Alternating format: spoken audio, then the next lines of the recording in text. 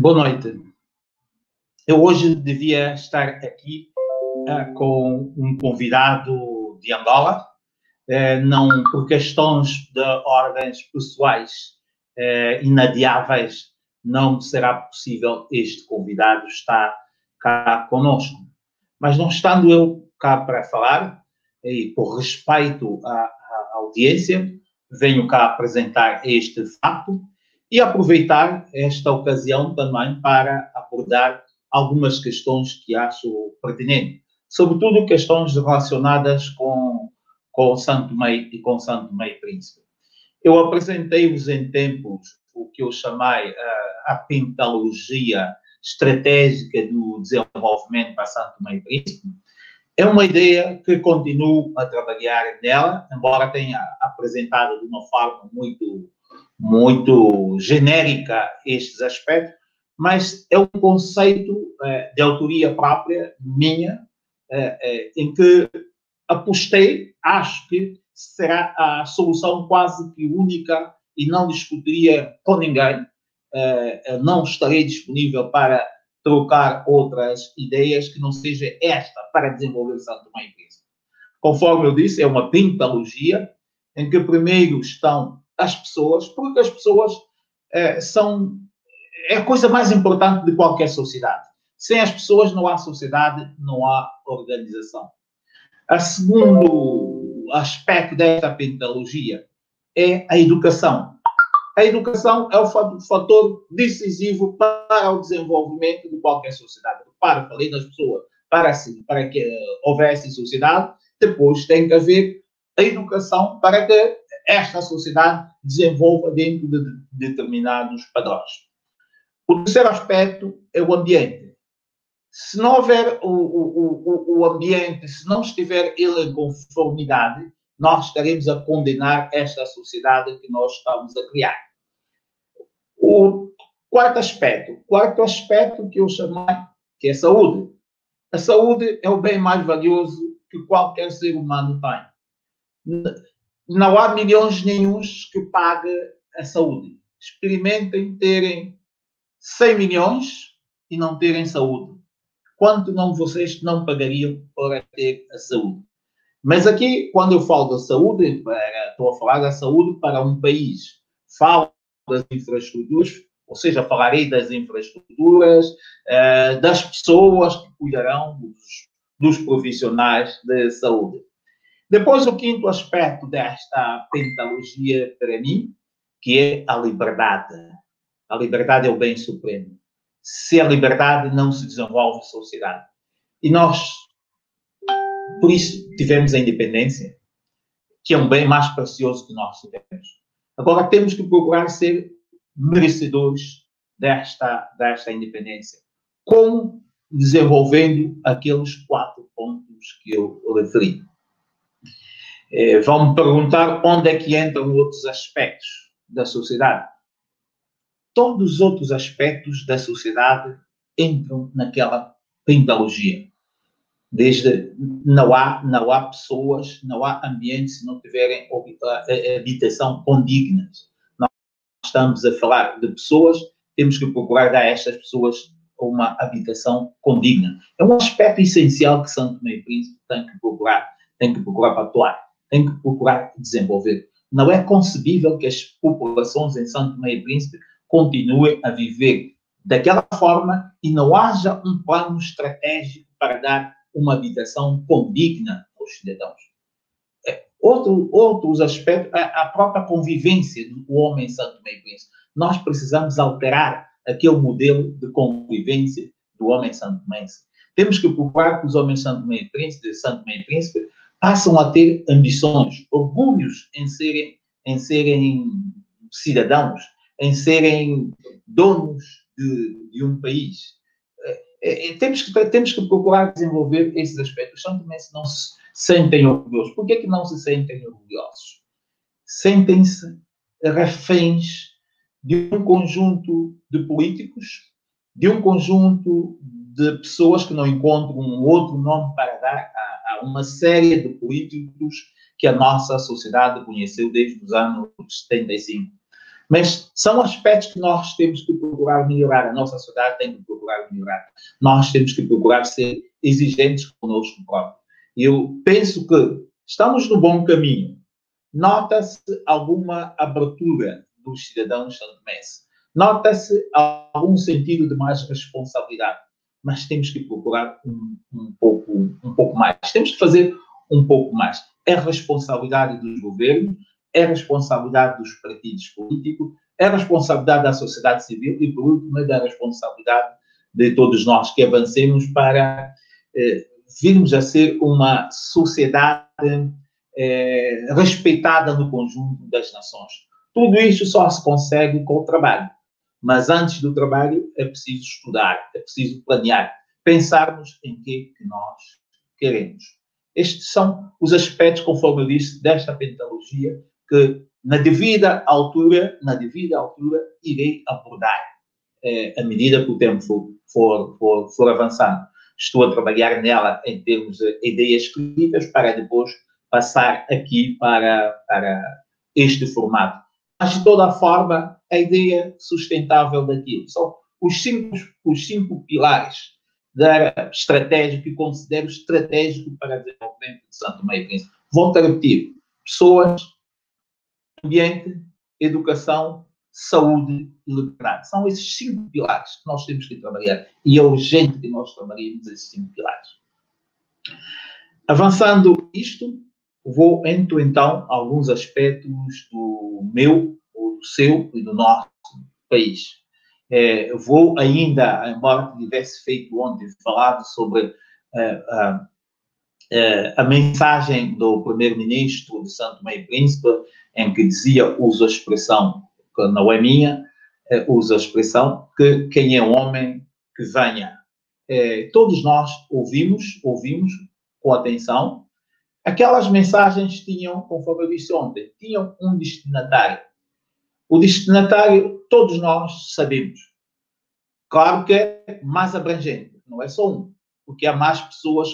Mas por que há mais pessoas? Há mais pessoas porque, de facto, nós vimos que logo a seguir aquela expressão do primeiro-ministro de Santo Tomé e Príncipe, um grupo de nós, de cidadãos, vieram já, como se estivessem bastante ofendidos, a indicar que os visados naquela mensagem eram as diásporas. O que não é verdade, até porque o primeiro-ministro tem dado sinais claros de que com a diáspora quer manter uma boa relação. Poderão alguns, de facto, daqueles cidadãos visados estarem na diáspora, mas não é de maneira nenhuma uma mensagem virada para a diáspora. Se não, vejamos.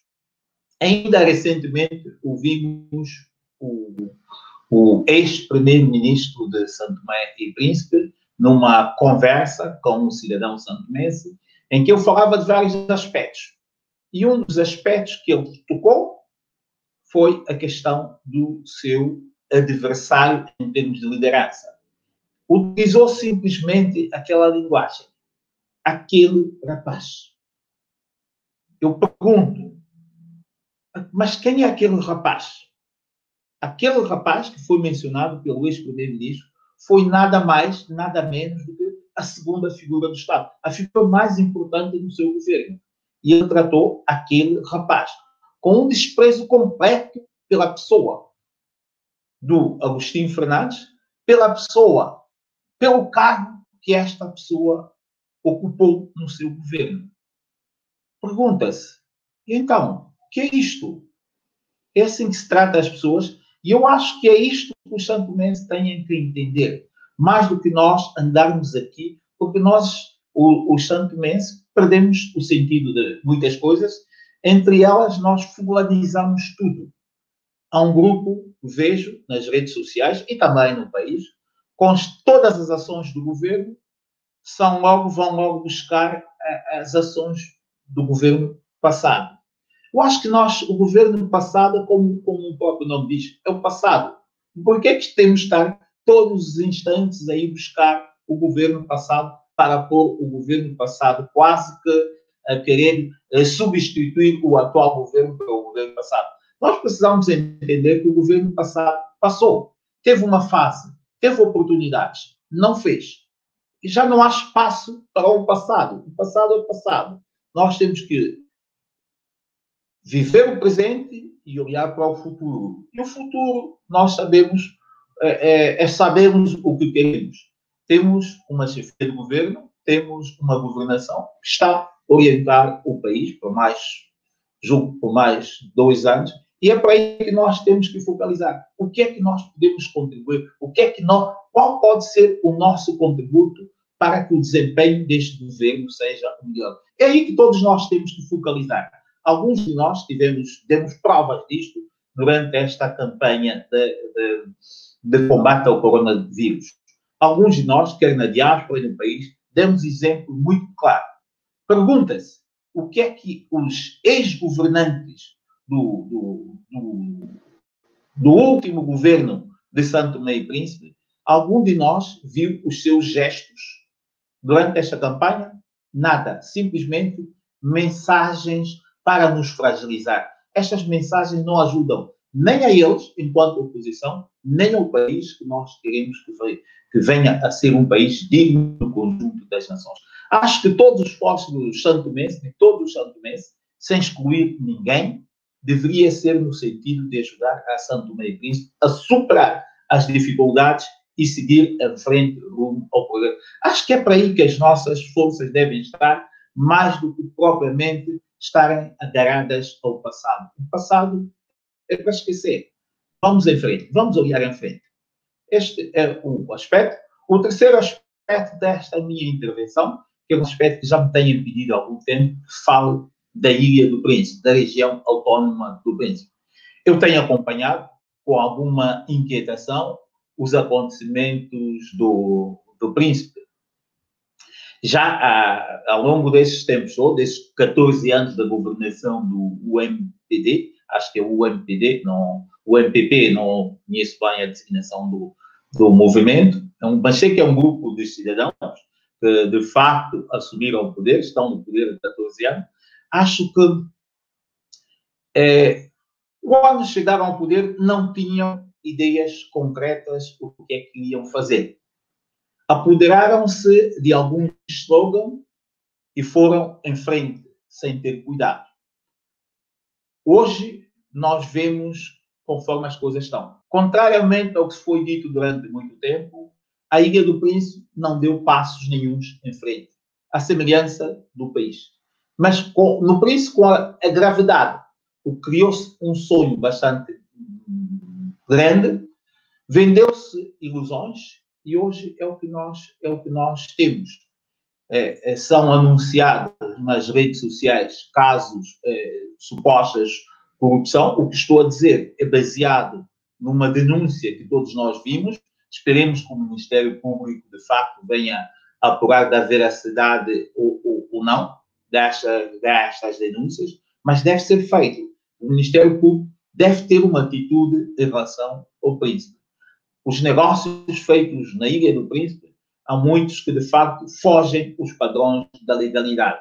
Não consigo aceitar, não consigo engolir que quase ou mais da metade da Ilha do Príncipe esteja entregue a grupos de estrangeiros. Não é para aí que o desenvolvimento deve ser conduzido.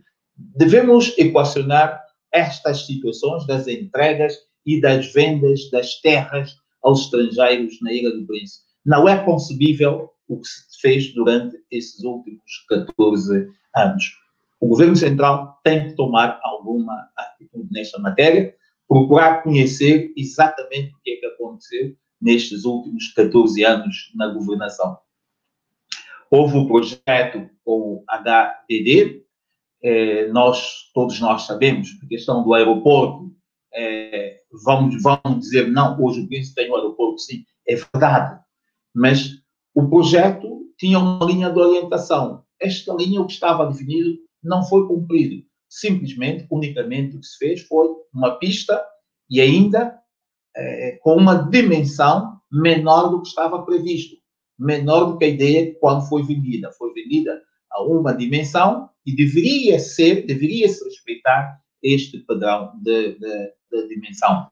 Deveriam respeitar também próprio apetrechamento da torre de controle e outras infraestruturas do aeroporto que não se fez. E como se nada tivesse, e ficou como se nada tivesse sido comprometido. Houve um comprometimento entre o investidor e as autoridades. Com base neste comprometimento é que foram feitos os contratos. Deveríamos nós, o São Tomé e Príncipe, exigir do investidor. Porque se há um contrato que foi definido dentro daquele padrão, aquele padrão deveria ser respeitado. Depois são outras ilegalidades. Nós vimos que a empresa, o grupo HBD, tem despedido ao pleno prazer os trabalhadores. Há um outro comprometimento, porque a perspectiva daquelas concessões todas era a criação dos postos de trabalho. E repare, a HBD já despediu mais de 200 profissionais. Não sei se têm a noção de quanto representa 200 profissionais na Ilha do Príncipe. Não devem ter bem noção. Mas é só dizermos que o Príncipe tem cerca de 8 mil habitantes. Grosso modo, estavam empregados no grupo HBD ou no Estado. HBD, numa primeira fase, despediu 100 e tais funcionários. As autoridades santomenses não agiram. Acharam que já têm a liberdade para continuarem a despedir. E em plena pandemia, quando deveriam estar a apoiar os esforços do governo, voltaram a despedir mais 100 e tais funcionários. Não é a forma de se tratar com governos, não é a forma de se tratar com países. Espero que as autoridades revejam, de facto, as autoridades nacionais, porque as regionais já demonstraram não ter poder para negociar com o grupo HBD e outros investidores que estão no Príncipe, já demonstraram, as regionais não têm capacidade. É bom que as autoridades nacionais entrem em diálogo com aquelas instituições, conheçam aquelas instituições, conheçam qual é o seu papel. Eu não estou a dizer aqui que aquelas instituições não tenham uma importância estratégica, econômica no Príncipe. Não, têm. São fundamentais. Agora é preciso balizar. Precisamos balizar as coisas. Não podemos estar a deixar que as coisas aconteçam conforme tenha acontecido na Ilha do Príncipe. Grupos de governação no Príncipe. Vejo aqui grandes conflitos, grandes contendas entre o movimento MVD e o MPP, dois movimentos que querem liderar o Príncipe. Um esteve 14 anos e o outro não, mas o outro tem deputados eleitos, deputados estes que nunca estiveram no Parlamento. Não se compreende, é um desrespeito por quem os elegeu. E eu acho que o povo do Príncipe, a população do Príncipe, deveria, de facto, nas próximas eleições, dar sinais claros ao movimento verde do Príncipe.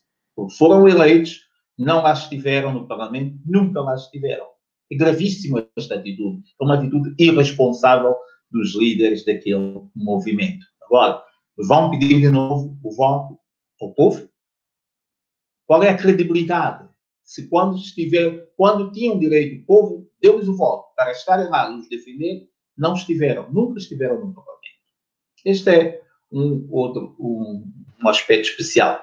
O outro é quem poderá governar o Príncipe daqui para frente. Acho que o Príncipe ou as populações do Príncipe têm que pensar exatamente o que é que elas querem. Se querem continuar a viver naquela miséria franciscana que nos foi empurrada o MPP, ou querem dar um passo. Porque o MPP não fez mais do que empurrar a população do Príncipe para uma miséria franciscana. Não há. Venham dizer que condições de vida melhoraram. Circunstancialmente, houve alguns melhoramentos na vida das pessoas, mas as pessoas ficaram menos livres, não têm condições nenhuma, estão completamente dependentes aos grupos que suportam a esse movimento. Isto não é liberdade. É esta liberdade que nós temos que lutar por ter. O Príncipe precisa de grupo que olhe para o Príncipe com uma vontade de fazer o Príncipe crescer, com uma vontade de fazer a gente do Príncipe desenvolver no campo intelectual, social, econômico, para ser orgulho do país ou de todo o país ou da região, mesmo apenas da região do Príncipe. Reparem, o Príncipe continua a não ter um porto nesta altura, um porto com condições mínimas. O Príncipe não tem, já passaram 14 anos da governação. As roças estão como estão, ou estão entregues a grupos de estrangeiros, ou então estão entregues a grupos de pessoas ligadas ao poder atual, para depois transacionarem com os empresários estrangeiros que lá chegam. Isto não pode ser. Acho que o governo santomense tem que procurar perceber exatamente o que é que está a acontecer no Príncipe, para que sirva de referência, para que sirva de modelo, para que em conjunto definamos uma perspectiva de desenvolvimento do Príncipe. O Príncipe precisa passar para um modelo de governação de gente com mais experiência, gente mais vivida, gente com alguma sabedoria, gente com ideias, porque tal e qual como um país, é preciso ideias muito claras. O que é que queremos, para onde é que queremos ir, e vamos trabalhar, vamos fazer esforços nesse sentido. É isto que nós estamos a precisar fazer no Príncipe. O Príncipe precisa de todos nós. Quer sejamos natural do Príncipe ou não. O Príncipe não precisa de grupos que vão para lá simplesmente para dele tirar, ou dela, da ilha, para tirarem proveitos pessoais, conforme aconteceu nesta governação que chega ao fim e que ninguém chega a compreender o porquê desta protelação dessa continuidade.